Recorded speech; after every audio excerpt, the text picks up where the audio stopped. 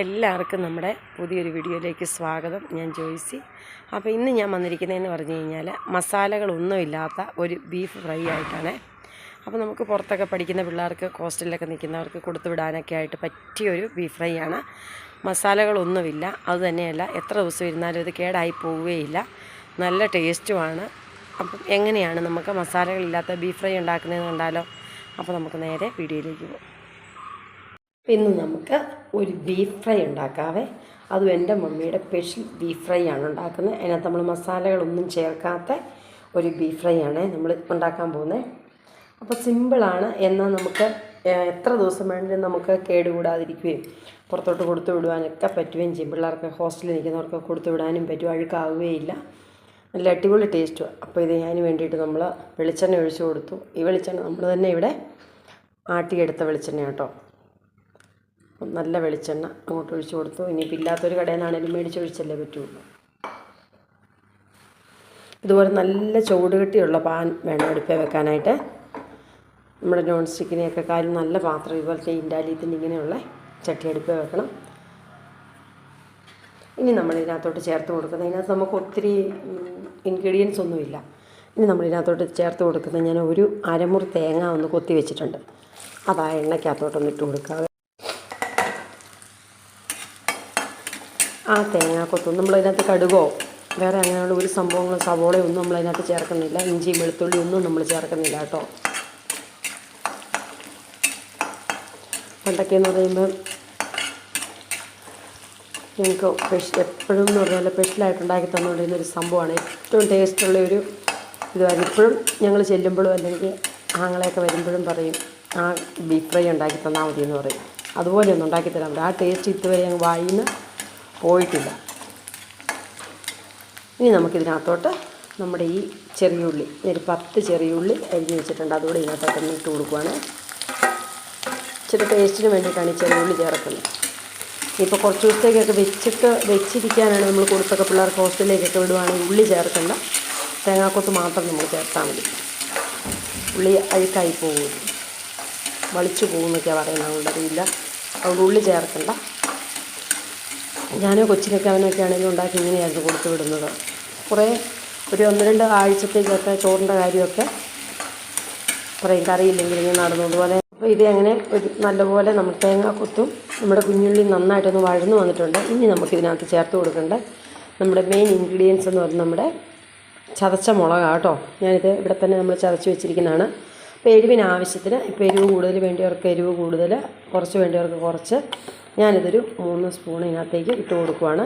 നമ്മൾ 1 കിലോ ബീഫാണ് നമ്മൾ വേവിച്ച് വെച്ചിരിക്കുന്നത്. അപ്പോൾ ഇതിൻ്റെ ഇത്രയേ ഉള്ളൂ ഇതിനകത്ത് നമ്മൾ ചേർക്കുന്ന എരിവിൻ്റെ സംഭവങ്ങളെന്ന് പറയുന്നത് ഈ ചില്ലി ഫ്ലെക്സ് മാത്രമേ ഉള്ളൂ. ഇത് ഇതിനകത്തോട്ടിട്ട് നന്നായിട്ടൊന്ന് മൂപ്പിച്ചെടുക്കണം. നമ്മളിതിനകത്ത് കുരുമുളക് പൊടിയോ മഞ്ഞൾ പൊടിയോ ഒന്നും നമ്മൾ ചേർക്കുന്നില്ല.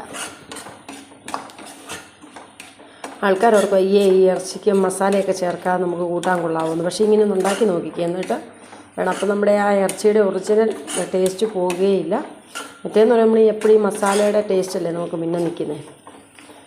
മലയാളിക്ക് എപ്പോഴും മസാല വേണം. പക്ഷേ ഇതിങ്ങനെ ഉണ്ടാക്കി കഴിഞ്ഞാൽ നല്ല അടിപൊളിയാണ്, നല്ല ടേസ്റ്റുമാണ്. പിന്നെ കുഞ്ഞുപിള്ളേർക്ക് കൊടുക്കാനാണ് ഇച്ചിരി എരിവ് കുറച്ചിട്ടുണ്ടാക്കിയാൽ മതി. ഇനി ഇതിനകത്തോട്ട് നമ്മൾ വേവിച്ച് വെച്ചിരിക്കുന്ന ബീഫ്, ഞാനൊരു 8 വിസിലടുപ്പിച്ച് 1 കിലോ ബീഫ് ഞാൻ വേവിച്ച് വെച്ചിട്ടുണ്ട്. ഇതുണ്ടോ, വിസിൽ വേവിച്ച് വെച്ചിരിക്കുന്നതാണ് നമ്മുടെ ബീഫ് വേവിച്ച് വെച്ചിരിക്കുക. അപ്പോൾ ഈ വെള്ളം കൂട്ടി ഇതിനകത്തോട്ട് നമുക്ക് ഒഴിക്കണം. അപ്പം ആ ഇനി ബീഫ് വല്ലതും വേകാനുണ്ടെങ്കിൽ ആ വേവും കൂടെ ഈ വെള്ളത്തിൽ കിടന്ന് ബാക്കി റെഡി ആയിക്കോളൂ.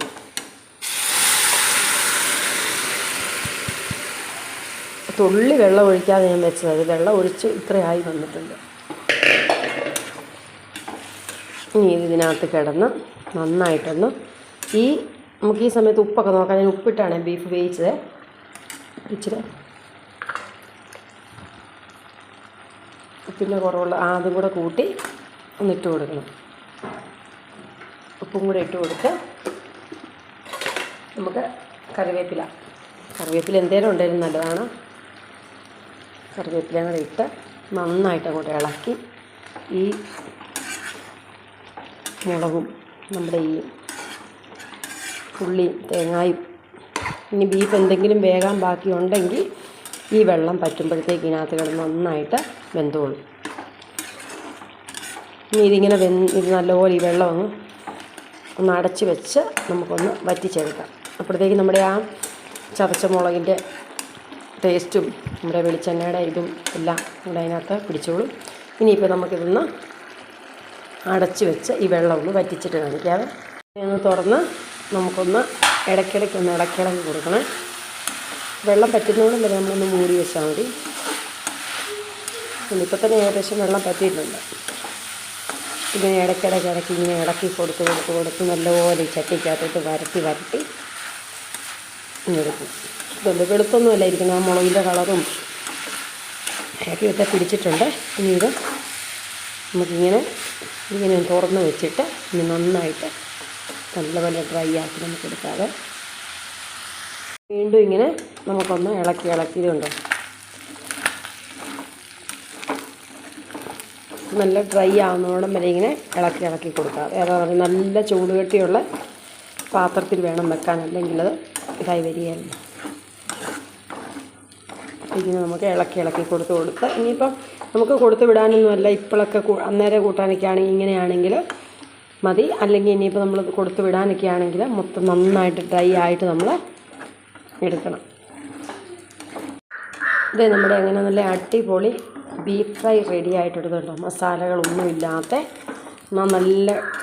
നല്ല വെളിച്ചെണ്ണയുടെ ആ ബീഫിൻ്റെയൊക്കെ ആ മണം തന്നെ മതി. നമുക്ക് ഈ മസാലയുടെ ഒന്നും ഒരു മണവും വേണ്ട, നല്ല അടിപൊളിയാണ്. പിന്നെ ഇപ്പോൾ നമുക്ക് പുറത്തേക്ക് കൊടുത്തു വിടാനോ അല്ലെങ്കിൽ കുറച്ച് ദിവസമൊക്കെ വെക്കാനോ ഒക്കെ ആണെങ്കിൽ നമ്മൾ കുറച്ചുകൂടി ഒന്ന് ഡ്രൈ ആക്കി എടുക്കണം. അല്ലെങ്കിൽ ഇപ്പോൾ അന്നേരം കൂട്ടാനൊക്കെ ആണെങ്കിൽ നമുക്ക് ഒത്തിരി ഡ്രൈ ആക്കണ്ടെങ്കിൽ ഇങ്ങനെ എടുത്തുവെച്ചാൽ മതി.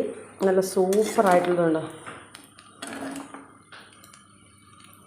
അടിപൊളി ബീഫ് ഫ്രൈ റെഡിയായി. നിമിഷ നേരം കൊണ്ട് തയ്യാറാക്കാം. എന്നാൽ പ്രത്യേകിച്ച് അതിന് വേറെ ഒത്തിരി മസാലകളോ അങ്ങനെയുള്ള സംഭവങ്ങളൊന്നും വേണ്ടതാനും. അപ്പോൾ ഇങ്ങനെ തയ്യാറാക്കാത്തവരൊക്കെ ഒന്ന് ട്രൈ ചെയ്ത് നോക്കണേ.